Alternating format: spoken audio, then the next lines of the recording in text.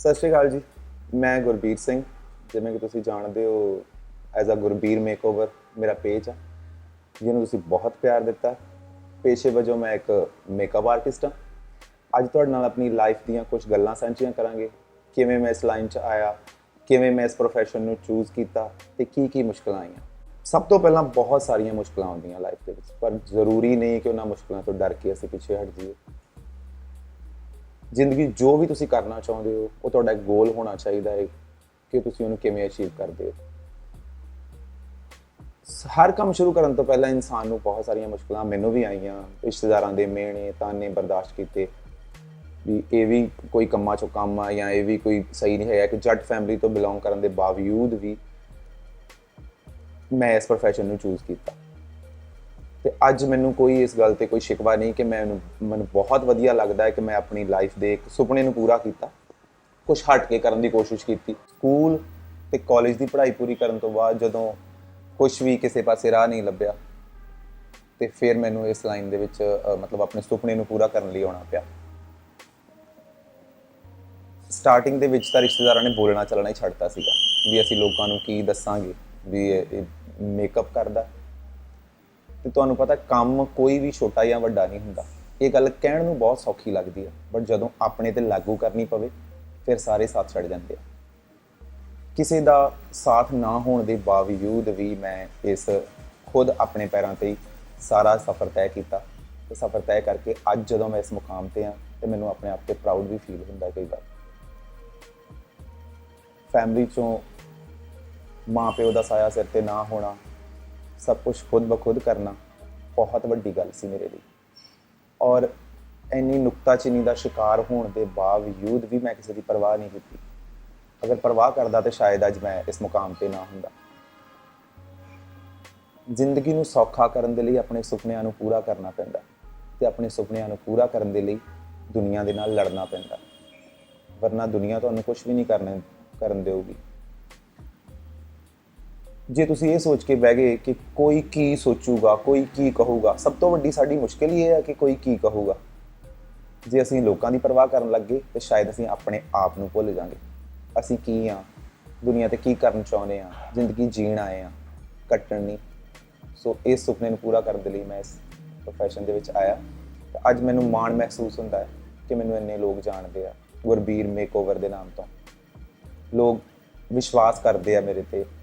ਜਦੋਂ beauty industry 'ਚ ਆਉਣ ਦਾ ਖਿਆਲ ਮਨ ਦੇ ਵਿੱਚ ਆਇਆ ਤਾਂ ਬਹੁਤ ਸਾਰੀਆਂ ਕਿੱਲਤਾਂ ਦਾ, ਬਹੁਤ ਸਾਰੀਆਂ ਮੁਸ਼ਕਿਲਾਂ ਦਾ ਸਾਹਮਣਾ ਕਰਨਾ ਪਿਆ। ਮਤਲਬ ਈਵਨ ਮੇਰੇ ਕੋਲ ਉਨੇ ਪੈਸੇ ਵੀ ਨਹੀਂ ਸੀ ਹੈਗੇ ਕਿ ਮੈਂ ਮਤਲਬ ਉੱਥੇ ਆਪਣੀ ਫੀਸ ਪੇ ਕਰ ਸਕਾਂ, ਅਤੇ ਕਿਸੇ ਨਾਮੀ ਬਿਊਟੀ ਅਕੈਡਮੀ ਨੇ ਮੈਨੂੰ ਫੀਸ ਨਾ ਹੋਣ ਤੋਂ ਅਕੈਡਮੀ 'ਚੋਂ ਕੱਢ ਦਿੱਤਾ ਸੀ। ਔਰ ਉਸ ਤੋਂ ਬਾਅਦ ਮੇਰੀ ਜਰਨੀ ਸਟਾਰਟ ਹੋਈ ਔਰ ਮੈਂ ਹਿੰਮਤ ਰੱਖ ਕੇ ਆਪਣੇ ਆਪ ਨੂੰ ਕਿ ਮੈਂ ਜੋ ਸੋਚ ਕੇ ਚੱਲਿਆ ਸੀ ਉਹ ਮੈਂ ਪੂਰਾ ਕਰਨਾ ਹੈ, ਅਤੇ ਮੈਂ ਉਸ ਨੂੰ ਪੂਰਾ ਕਰਨ ਦੇ ਲਈ ਆਪਣੇ ਕਦਮ ਉਸ ਮੰਜ਼ਿਲ ਵੱਲ ਨੂੰ ਵਧਾ ਦਿੱਤੇ। ਹੌਲੀ ਹੌਲੀ ਜੂਨੀਅਰ ਬਣ ਕੇ, ਕਦੀ ਸਟਾਫ ਦੇ ਨਾਲ ਮਤਲਬ ਉਹਨਾਂ ਦੇ ਨੀਚੇ ਅੰਡਰ ਕੰਮ ਕਰਕੇ ਕਦੀ ਆਪਣੇ ਆਪ ਨੂੰ ਨੀਚਾ ਮਹਿਸੂਸ ਨਹੀਂ ਕੀਤਾ, ਕਦੇ ਵੀ ਨਹੀਂ। ਔਰ ਅੱਜ ਦੀ ਡੇਟ ਦੇ ਵਿੱਚ ਮੈਂ ਕਦੇ ਵੀ ਕਿਸੇ ਨੂੰ ਨੀਚਾ ਮਹਿਸੂਸ ਹੋਣ ਵੀ ਨਹੀਂ ਦਿੱਤਾ, ਕਿਉਂਕਿ ਜਿਸ ਰਸਤੇ ਤੋਂ ਮੈਂ ਲੰਘ ਕੇ ਆਇਆ ਸੀ ਮੈਂ ਕਿਸੇ ਨੂੰ ਉਸ ਰਸਤੇ 'ਤੇ ਪੈਣ ਨਹੀਂ ਸੀ ਦੇਣਾ ਚਾਹੁੰਦਾ। ਬਹੁਤ ਸਾਰੇ ਮਤਲਬ ਕਿਸੇ ਦੇ ਅੰਡਰ ਕੰਮ ਕਰਨਾ ਔਰ ਹਰ ਚੀਜ਼ ਦੇ ਲਈ ਉਸ ਚੀਜ਼ ਨੂੰ ਸਹਿਣਸ਼ੀਲਤਾ ਰੱਖਣਾ ਆਪਣੇ ਵਿੱਚ ਬਹੁਤ ਵੱਡੀ ਗੱਲ ਸੀ। ਮੇਕਅਪ ਨੂੰ ਮੈਂ ਆਪਣੀ ਜੀ ਜਾਨ ਲਾ ਕੇ ਆਪਣੀ ਹਰ ਚੀਜ਼ ਉਹਨੂੰ ਸਮਝ ਲਿਆ ਸੀ ਕਿ ਮੇਰੇ ਲਈ ਇਹੀ ਸਭ ਕੁਛ ਹੈ, ਅਤੇ ਮੈਂ ਸ਼ਾਇਦ ਅੱਜ ਹਾਂ, ਵਰਨਾ ਗੁਰਬੀਰ ਸਿੰਘ ਦਾ ਨਾਮ ਕੋਈ ਜਾਣਦਾ ਨਾ।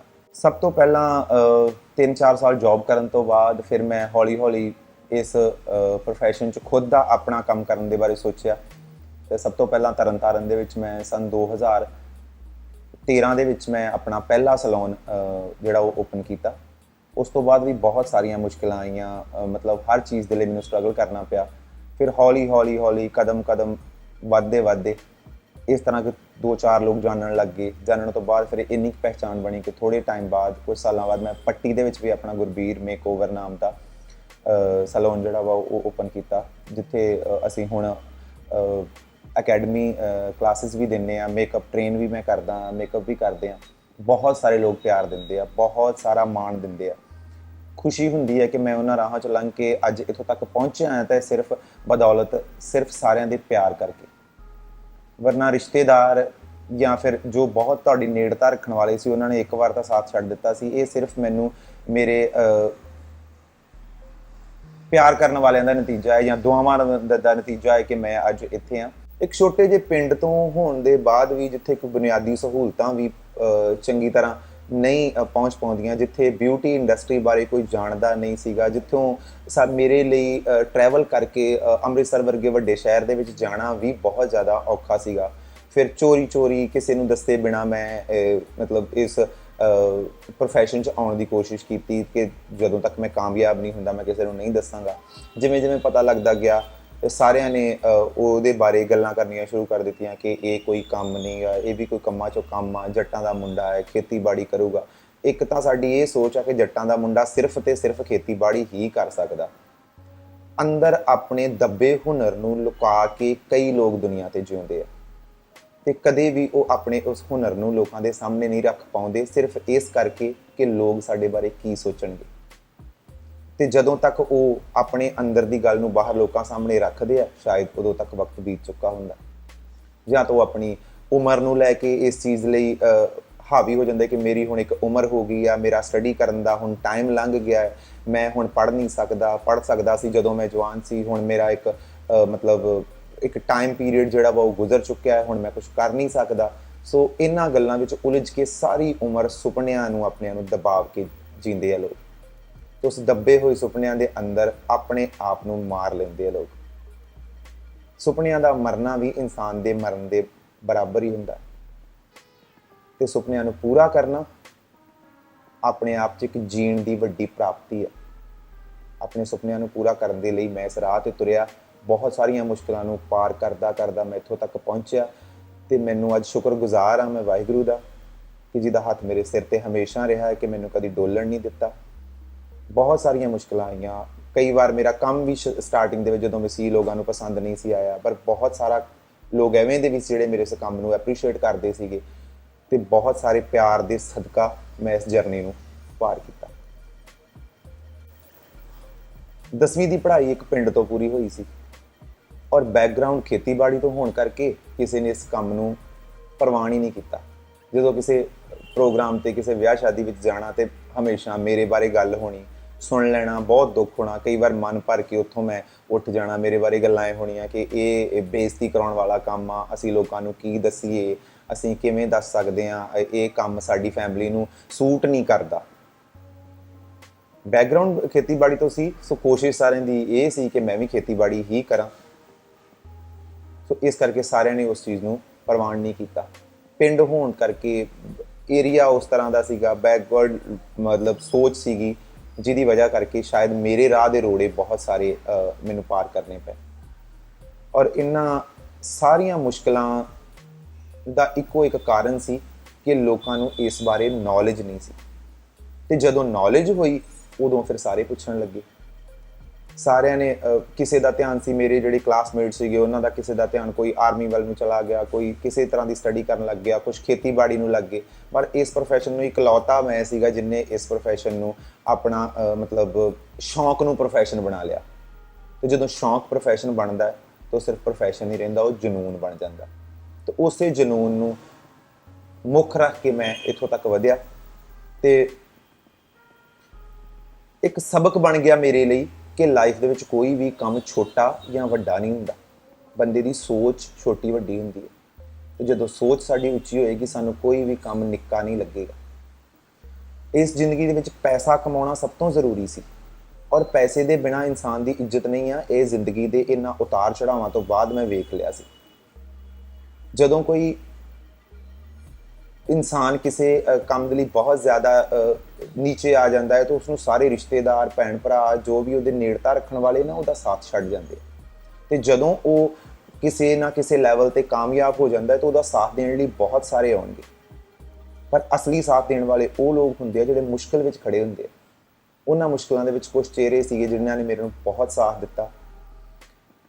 ਫੈਮਿਲੀ ਸਪੋਰਟ ਤਾਂ ਖੈਰ ਮੈਨੂੰ ਬਹੁਤ ਜ਼ਿਆਦਾ ਨਹੀਂ ਮਿਲੀ, ਪਰ ਕੁਛ ਐਵੇਂ ਦੇ ਲੋਕ ਸੀ ਜਿਨ੍ਹਾਂ ਨੇ ਮੈਨੂੰ ਬਹੁਤ ਜ਼ਿਆਦਾ ਸਪੋਰਟ ਕੀਤਾ, ਚੋਰੀ ਸਪੋਰਟ ਕੀਤਾ ਕਿ ਤੂੰ ਕੋਈ ਗੱਲ ਨਹੀਂ, ਤੂੰ ਕਰ ਸਕਦਾ ਵਾ, ਅਗਰ ਤੂੰ ਚੂਜ਼ ਕਰ ਲਿਆ ਤੇ ਦਿਲ ਨਾ ਛੱਡੀ, ਕਾਮਯਾਬ ਹੋਏਗਾ ਤਾਂ ਲੋਕ ਤੈਨੂੰ ਦੇਖਣਗੇ, ਆਪਣੇ ਆਪ ਤੋਂ ਲੋਕਾਂ ਦੀ ਨਜ਼ਰ 'ਚ ਆਵੇਂਗਾ। ਮੇਕਅਪ ਦੀ ਲਾਈਨ ਦੇ ਵਿੱਚ ਆ ਕੇ ਮੈਨੂੰ ਬਹੁਤ ਸਾਰੇ ਲੋਕਾਂ ਦਾ ਜਦੋਂ ਮੈਂ ਇਸ ਲਾਈਨ ਦੇ ਵਿੱਚ ਆ ਗਿਆ, ਮਤਲਬ ਜਦੋਂ ਮੈਂ ਆਪਣਾ ਕੰਮ ਕਰਨ ਲੱਗਿਆ, ਫਿਰ ਬਹੁਤ ਸਾਰੇ ਲਿੰਕ ਬਣਦੇ ਗਏ। ਉਹਨਾਂ ਲਿੰਕ ਦੇ ਥਰੂ ਮੈਂ ਚੰਡੀਗੜ੍ਹ ਗਿਆ, ਉੱਥੇ 2 ਫੇਮਸ ਸੌਂਗ ਸੀਗੇ, ਜਿਵੇਂ ਕਿ ਇੱਕ ਸੌਂਗ ਆਇਆ ਸੀਗਾ ਪੰਜ ਤਾਰਾ ਦਿਲਜੀਤ ਦੋਸਾਂਝ ਦਾ, ਉਹਦੇ ਵਿੱਚ ਮੈਂ ਕੰਮ ਕੀਤਾ, ਉਹਦੇ ਵਿੱਚ ਮੈਂ ਮੇਕਅਪ ਕੀਤੇ, ਜਿੰਨੇ ਵੀ ਉਹਦੇ ਵਿੱਚ ਆਰਟਿਸਟ ਸੀ ਉਹਨਾਂ ਦਾ ਕੰਮ ਕੀਤਾ। ਇੱਕ ਸੌਂਗ ਆਇਆ ਸੀਗਾ ਰਵਿੰਦਰ ਗਰੇਵਾਲ ਦਾ ਪਰੀ ਸੌਂਗ, ਉਹਦੇ ਵਿੱਚ ਮੈਂ ਕੰਮ ਕੀਤਾ। ਉਸ ਤਰ੍ਹਾਂ ਐਕਸਪੀਰੀਅੰਸ ਮੇਰਾ ਉਹ ਅੱਗੇ ਦਿਨ ਬ ਦਿਨ ਲਿੰਕ ਜੁੜਦੇ ਗਏ, ਐਕਸਪੀਰੀਅੰਸ ਵੱਧਦਾ ਗਿਆ। ਫਿਰ ਲੋਕਾਂ ਦੇ ਪਿਆਰ ਸਦਕਾ ਇੱਥੇ ਬ੍ਰਾਈਡਲ ਮੇਕਅਪ ਦੇ ਲਈ ਮੈਂ ਆਪਣੇ ਸੈਲੂਨ ਨੂੰ ਪ੍ਰਮੋਟ ਕੀਤਾ, ਕਿਉਂਕਿ ਮੇਰੇ ਨਾਮ ਤੋਂ ਲੋਕ ਮੈਨੂੰ ਜਾਣਦੇ ਸੀਗੇ। ਸੋ ਇਸ ਕਰਕੇ ਮੈਂ ਆਪਣੇ ਸੈਲੂਨ ਦਾ ਨਾਮ ਵੀ ਗੁਰਬੀਰ ਮੇਕਓਵਰ ਹੀ ਰੱਖਣਾ ਠੀਕ ਸਮਝਿਆ, ਕਿਉਂਕਿ ਲੋਕ ਉਸ ਨਾਮ ਨੂੰ ਪਿਆਰ ਕਰਦੇ ਸੀ ਤੇ ਮੈਂ ਉਸ ਨਾਮ ਤੋਂ ਪਿੱਛੇ ਨਹੀਂ ਸੀ ਹਟਣਾ ਚਾਹੁੰਦਾ।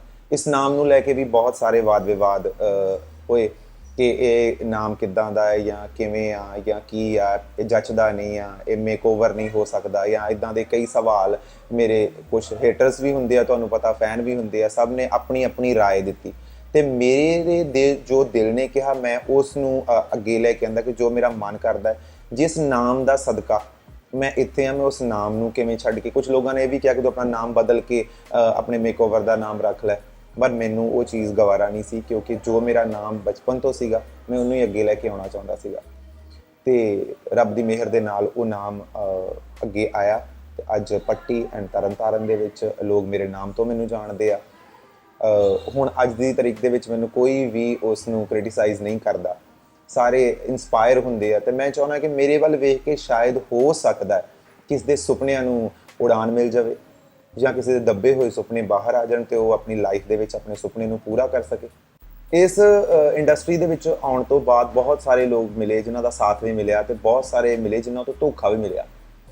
ਤਰਨਤਾਰਨ ਦੇ ਵਿੱਚ ਕੰਮ ਕਰਨ ਤੋਂ ਬਾਅਦ ਜਦੋਂ ਮੈਂ ਪੱਟੀ ਬਾਰੇ ਸੋਚਿਆ ਤਾਂ ਮੈਂ ਇੱਕ ਸੈਲੂਨ ਓਪਨ ਕੀਤਾ ਬਹੁਤ ਵੱਡੇ ਲੈਵਲ ਤੇ, ਇੱਕ ਨਾਮੀ ਕੰਪਨੀ ਦੇ ਨਾਲ ਜੁੜ ਕੇ, ਜਿਹਦੇ ਵਿੱਚ 1.25 ਸਾਲ ਕੰਮ ਕਰਨ ਤੋਂ ਬਾਅਦ ਮੈਨੂੰ ਉਹਦੇ ਵਿੱਚੋਂ ਕੁਛ ਨਹੀਂ ਮਿਲਿਆ। ਮੇਰੇ ਨਾਲ ਬਹੁਤ ਵੱਡਾ ਧੋਖਾ ਹੋਇਆ, ਔਰ ਉਸ ਧੋਖੇ ਤੋਂ ਬਾਅਦ ਮੈਂ ਟੁੱਟਿਆ ਨਹੀਂ, ਡਿੱਗਿਆ ਨਹੀਂ, ਫਿਰ ਤੋਂ ਹਿੰਮਤ ਕੀਤੀ, ਔਰ ਫਿਰ ਤੋਂ ਕੁਛ ਮਹੀਨਿਆਂ ਬਾਅਦ ਮੈਂ ਪੱਟੀ ਵਿੱਚ ਆਪਣੇ ਗੁਰਬੀਰ ਮੇਕਓਵਰ ਨੂੰ ਪ੍ਰਮੋਟ ਕੀਤਾ ਕਿ ਮੇਰਾ ਆਪਣਾ ਹੋਣਾ ਚਾਹੀਦਾ ਹੈ। ਬਹੁਤ ਲੋਕਾਂ ਨਾਲ ਜੁੜ ਕੇ ਬਹੁਤ ਧੋਖਾ ਖਾ ਲਿਆ, ਹੁਣ ਆਪਣੇ ਲੈਵਲ ਤੇ ਕੁਛ ਕਰਨਾ ਚਾਹੁੰਦਾ ਸੀਗਾ ਮੈਂ।